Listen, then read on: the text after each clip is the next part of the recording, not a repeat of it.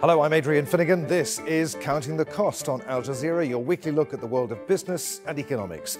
This week, the US economy under Donald Trump. Fed Chair Janet Yellen gives her verdict as speculation over who will replace her as the world's top banker gathers pace. Also this week, Electric Avenue. Automation innovation is speeding ahead, but is the future of cars really electric? Plus, you've heard of smart homes, but what about smart music? And do things like vinyl still have a place in the music industry? Central bankers like Janet Yellen, the head of the Federal Reserve, or the Fed as it's known, have to be pretty guarded about what they tell the world. Every word is analysed for hints about where policy is headed. She's just delivered her semi-annual report on the state of the US economy. In her testimony, Yellen said the policies of Donald Trump were adding uncertainty to the timing of future rate rises, as was the outlook for inflation. You see, we're at a very delicate moment in the post-financial crisis era. Never in recent economic history have interest rates been so low for such a long period of time. Central bankers have also been supercharging the economy on something called quantitative easing. That essentially means buying up things like bonds. But it's time to scale back that medicine because the patient, the economy, is getting better. But it's a balancing act. The Fed already has lifted rates twice this year and wants to hike again, but the conditions have to be right. And now there's uncertainty about where the global economy is headed next. And that means uncertainty too for borrowers and mortgage holders. Joining us now from London, Paul Donovan. Paul is Global Chief Economist with Zurich-based UBS Wealth Management Bank. Paul, great to have you with us on Counting the Cost. What is the state of the US economy right now? Is now the right time to be scaling back the measures that were put into place after the financial crisis? I think now is the right time. In fact, now is perhaps a little bit late in the process. The US economy has got full employment. It's got reasonable wage growth. It's got inflation, which is in line with its long-term average. Growth is operating around normal sorts of levels. In other words, almost everything about the US economy is normal, except for the Federal Reserve's policy.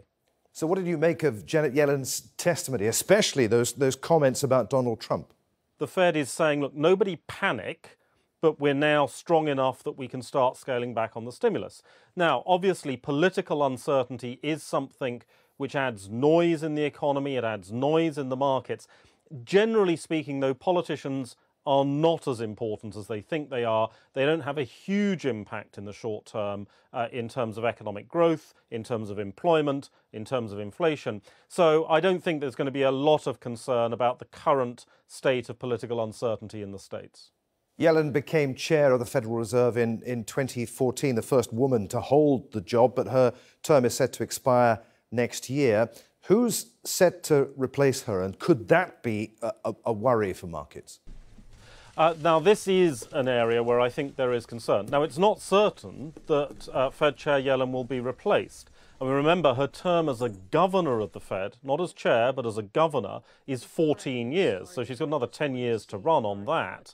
And she might possibly choose to stay on as a governor, even if she isn't chairing the FOMC. Unlikely, but it's possible. There have been a number of names suggested, and I think that the concern in the markets is that because of the quantitative policy, because of the size of the Fed's balance sheet, you really need a competent economist who understands what's going on to manage this process. And some of the names that have been talked about are not necessarily economists, which is a troubling signal. Nonetheless, I think what Yellen and the FOMC at the Fed have done is set out a multi-year program for scaling back quantitative policy, for scaling back the balance sheet of the Fed. And by committing to a multi-year program, they're going to make it very, very difficult for anybody who replaces Yellen to change that program. If the Fed has set itself on a course for multiple years, very unusual for the Fed to do that, then a new Fed chair coming in is really going to struggle to overturn that decision, I think. What does all of this say about the health of the global economy, and what does it mean for those of us with mortgages, for anyone with debt, or someone looking to borrow money for their business? It's not just the Federal Reserve that is slowly moving to tighten. The Bank of Canada has raised rates. The Bank of England is at least discussing the issue of a tightening. And even Mr. Draghi, a man who has proved addicted to policy easing, is being bullied into moving towards some kind of tightening next year. So I think that the tightening cycle is more global. Now, what does that mean? Well, if you've already got debt, obviously the question is it fixed rate or floating rate? If it's fixed rate, it means nothing. If it's floating rate, then yes, the cost of your debt will go up somewhat, and savers will receive a higher income in response. If you are looking to borrow money for your business, there's an interesting question here, because if you're borrowing money from your business, you do not borrow money from the Federal Reserve. You do not borrow money at the Fed funds interest rate. You borrow money from a bank at a different interest rate. One of the reasons that the Federal Reserve may look to tighten policy further is that banks are easing credit conditions and they are lowering the cost of borrowing to new borrowers. They are effectively narrowing the spread between their interest rate and the Fed funds interest rate. And therefore, the cost of borrowing for a small business may not go up just because the Fed raises rates another quarter point in the second half of this year. Paul, really good to talk to you on Counting the Cost. Many thanks indeed for being with us. Thank you. Now, imagine not having to carry cash or a card to pay for things. Well, that's the reality in much of China these days, where a majority of electronic payments last year were made using mobile phones. Florence Louis reports from Beijing. Cash is going out of fashion in China. Replacing it is the digital wallet. So prevalent, it's almost possible to get by with just your phone, as long as it's loaded with the right apps. This is how many people in Beijing start their day. Breakfast on the go. I'm going to get myself a tianping or crepe for breakfast. And instead of my purse, I've got my phone. 来，老板，一个。Now the next step is to look for the QR or quick response code, a two-dimensional barcode designed to be read by mobile phone cameras. To pay, I simply open the app I want, scan the QR code, enter the amount, complete the transaction. Digital payment can be used almost anywhere for almost anything, from buying groceries to unlocking one of the city's shared bikes. A recent survey suggests more than 70% of Chinese internet users think carrying cash is no longer necessary. But there are also risks: data theft, scams, as well as concerns that government agencies could target service providers to gain information for national security purposes. I do worry about security breaches and privacy now and again, because in China, data privacy is not well protected. As long as the data is collected and used legally, that's all right. Of course, there's a risk that information may be stolen, but the service is so convenient that I'm prepared to ignore some of those risks. Last year, the value of third-party mobile payments in China more than tripled to $5.5 trillion, according to estimates by iResearch, a market research company in China. It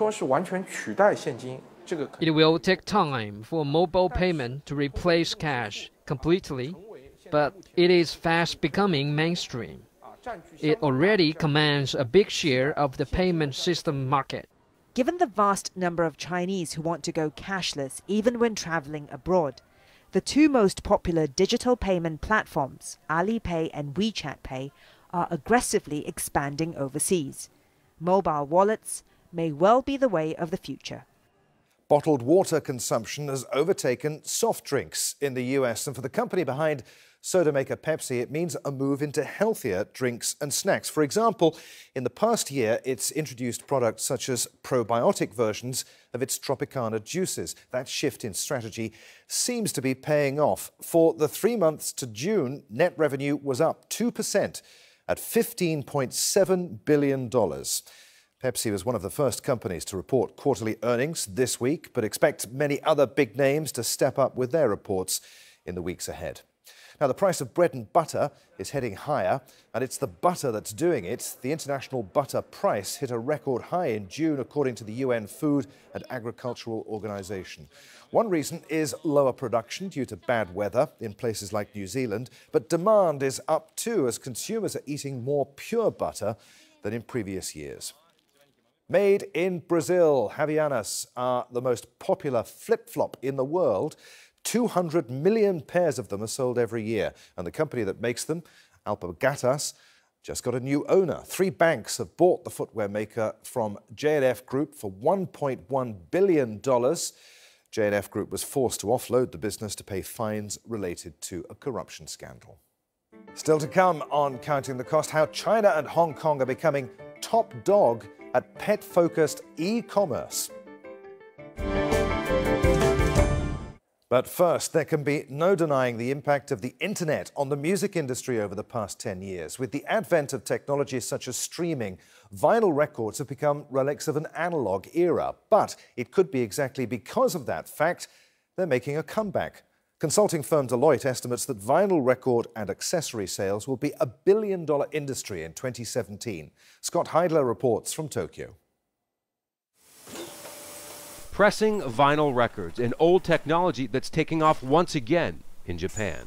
In just the last 6 years, sales of the old-style plastic discs has grown 8-fold, and Sony Music has noticed the revival.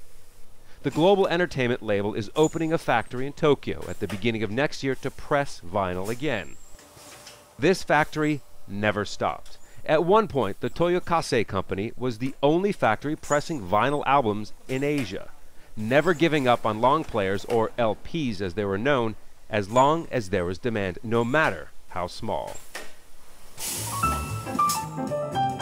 As a musician, Shunsei Nishiya came in for a recording 9 years ago.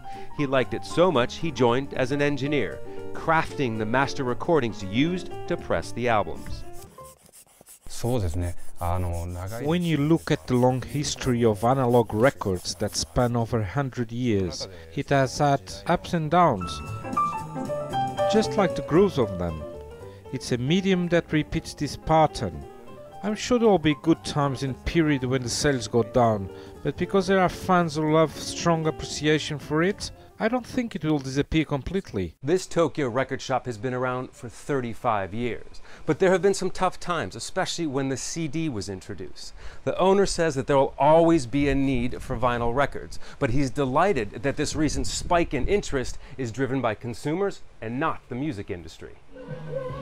Flash Disc Ranch is an institution for vinyl aficionados in Tokyo, and younger people like the richer experience for the ears rather than a digital download. You can hold it in your hands like this and enjoy the size of the cover. People in the past mistakenly thought that digital sound was better than analog, but analog recording has far more information, and people realize there are sounds you cannot hear nor create digitally. He's not sure if renewed interest in new factories will change the industry or his shop. He feels there's a small slice of the market that will pay the premium for old technology. Some industry analysts are more optimistic, saying Japanese vinyl record production could be a $1 billion industry in the next few years. Well, vinyl records still account for around 6% of total album sales. Over the past decade, the internet and digital distribution has caused a revolution in the music industry. There can be no denying that technologies like streaming and social media are changing the tune for recording artists and for consumers. We now have a wider variety of music than ever at our fingertips and for a much lower cost. The industry has lost nearly 40% of its revenues in the past 15 years. Because of this, record companies, producers, studio recording engineers and musicians are seeking new business models. Many newer artists no longer see a record deal as an integral part of their business plan at all. They're embracing social media as a way to market their music. All right, joining us now from London, Mark Mulligan. Mark is the Managing Director of Media Research. He's a media and technology analyst and a leading thinker on the music industry's digital transition.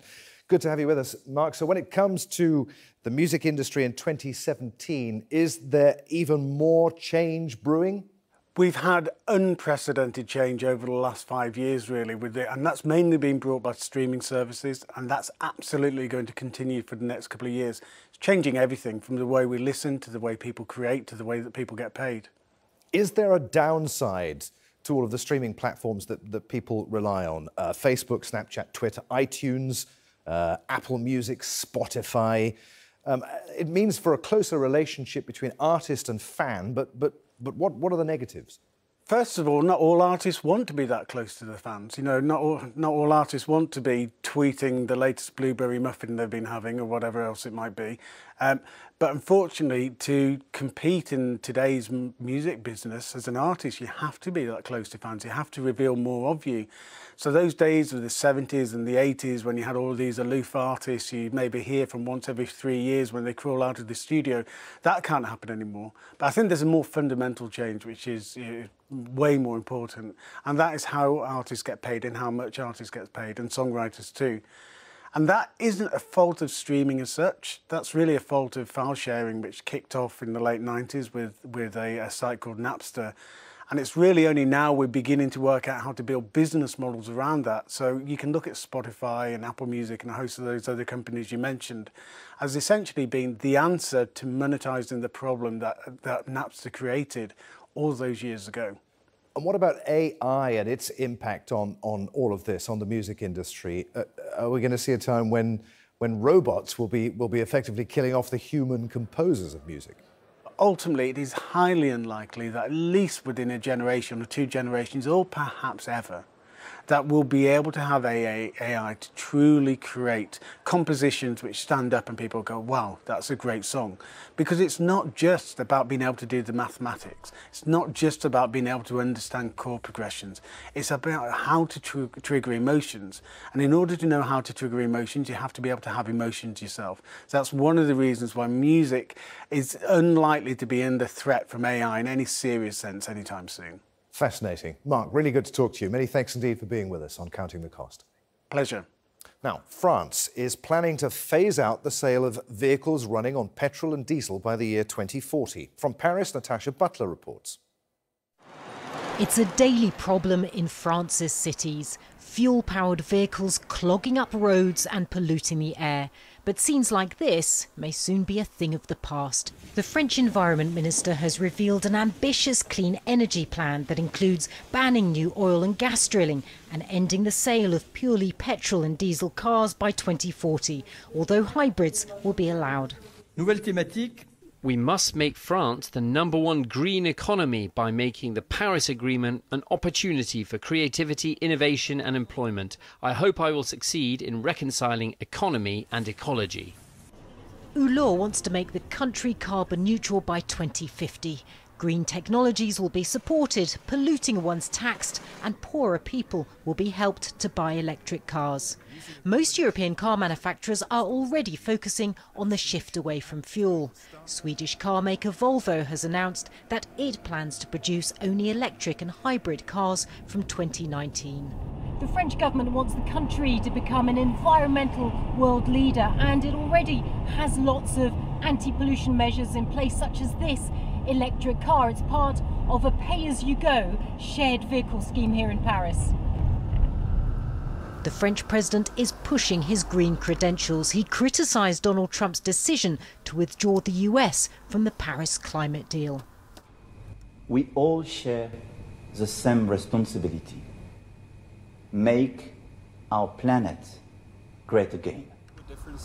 Critics say the new plan doesn't go far enough, but most environmentalists welcome it. The message is clear. This new climate plan in France is the demonstration that the transition is moving forward, and anyone who's trying to stop it will be actually missing the step towards the future, the economy, the future of the economy, the future of the societies. Before becoming a minister, Hulot was France's most popular wildlife TV presenter and famously called for a green revolution. He'll be hoping that his celebrity may go some way to helping him achieve his goals. Joining us now from Cambridge is David Bailey. David's Professor of Industrial Strategy at Birmingham-based Aston Business School. David, good to have you with us on Counting the Cost. Electric cars have come a long way. They're coming down in price. They're becoming more practical. But how long before they're truly giving petrol engine cars a run for their money? Well, I think we're about to see the first generation of genuinely competitive cars coming with the Tesla Model 3, the next generation Nissan Leaf. So they're just about to arrive. In terms of a tipping point when electric cars will begin to outcompete the internal combustion engine, I expect that in the early to mid 2020s. Some analysts see it earlier than that, but I think we've still got some way to go with battery costs coming down and range improving. But let's be clear, this is a technology that's improving all of the time, and within 5 or 6 years, these cars will be super competitive. But the industry still relies heavily on government subsidies, doesn't it? The taxpayer helps to fund every electric car that's on the road. What happens when the subsidies go away? Well, let's also remember there's an implicit subsidy for people using fossil fuels, and that the true costs to the environment aren't taken into account. But leave that on a side. Yes, you're right, there are subsidies to allow people to take up electric cars. I had one only a few weeks ago, £4,500 subsidy to buy a new electric car. It's important that they remain in place while electric cars can't fully compete with the internal combustion engine. So they need to be around for a few more years, but they can be phased out. And when electric cars can efficiently compete with petrol cars and diesel cars from the mid-2020s, they can be phased out completely and the market can then take off. So maintaining support in the short term is going to be important. But just how green are electric cars, David? I mean, surely the electricity that they require is still being generated by fossil fuels. Well, that varies from country to country. So in France, with a heavy nuclear industry, then in terms of CO2 emissions, it's clearly better. Even in the UK, where we have a mix of fossil fuels and renewables, then electric cars, even today, before renewables really take off, are still cleaner in terms of CO2 emissions. There's also the benefit, of course, in terms of cities, in terms of urban air quality. David, really good to talk to you. Many thanks indeed for being with us. My pleasure. Thank you.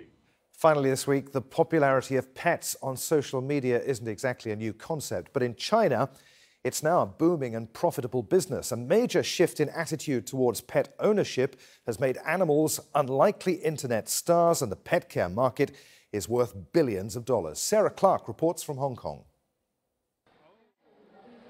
This is a typical event for Ko Chi-shing and his feline friend Brother Cream. Hundreds of people crowd the stage to get a glimpse of the most famous cat in Hong Kong. I didn't used to like cats, but I liked Brother Cream so much that I dreamt of him the first night after I met him. Every day I check out his Facebook and Instagram accounts and like his picture and video updates. Once a humble shop cat, Brother Cream now has almost 200,000 followers on Facebook and a social media following you'd expect for a Hollywood celebrity. He has his own line of merchandise. He's even done commercials for companies like Nikon and Microsoft. I bought all the time something to do with Brother Cream, either t-shirts or some small bag, or, so we have tons of Brother Cream items at home. These animal stars come with a devoted following and can help brands reach out to new and younger markets. Pet owners are seeing the value too. Some are cashing in on this social media stardom. The administrators behind Brother Cream's Instagram take it very seriously. They sometimes stay up to post updates. They write a lot of things, upload pictures and answer people's questions. Pet-focused e-commerce is not entirely new, but here in Hong Kong and in China, it's growing at a rapid pace. Research by the agency Euromonitor shows there's been a shift in attitude towards ownership and pets, and it's social media that's driving that new growth. The pet care business in China is expected to reach $2.6 billion by 2019, outpacing the world's biggest market, the United States. In cities like Hong Kong, where apartments are small and space is limited, pet lovers are going online to get their feline fix. We noticed that there's a good trend in this area, but I think that is a good trend since we can make use of the brand name for promoting some meaningful ideas, especially with the teenagers. At 11 years of age, Brother Cream may be due to retire soon, but he leaves behind a legacy. He's founded his own charity foundation, raising money for rescued pets.